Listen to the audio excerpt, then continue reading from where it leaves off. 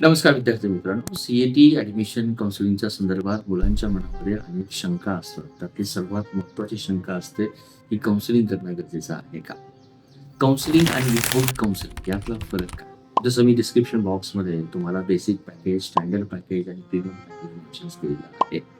Standard package हे माझं recommendation असतं, माझ्या टीमचं रिकमेंडेशन असतं, की ज्यामध्ये तुम्हाला फॉर्म फिलिंग पासून कॅप 1, कॅप 2, कॅप 3, कॅप 4 पर्यंत मार्गदर्शन केलं जातं. मला वाटतं एखाद्या नेट कॅपिंगमधून फॉर्म भरण्यापेक्षा जी आमची टीम बॅक एंड मागच्या वर्षीचा संपूर्ण डेटा, कॅटेगरायझेशन कशा पद्धतीनं वर्कआउट होतं, यावर्षी कशा पद्धतीनं मेरिट लिस्ट मागे जाईल, पुढे जाईल, हे पूर्णपणे अनालिसिस आमच्याकडे असतं.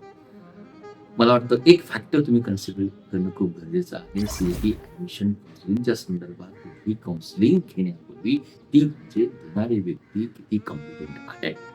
वी हॅव अ टीम जी गेली 15 ते 20 वर्ष आम्ही या ॲडमिशनच्या काउन्सिलिंग या संदर्भातली लिंक आणि डिस्क्रिप्शन मी डिस्क्रिप्शनमध्ये दिलेलं आहे. लवकरात लवकर घ्या आणि एक आम्हाला संधी द्या, की आम्ही कशा पद्धतीनं सी-ए-टी ॲडमिशन काउन्सिलिंग तुमच्यासाठी देतो.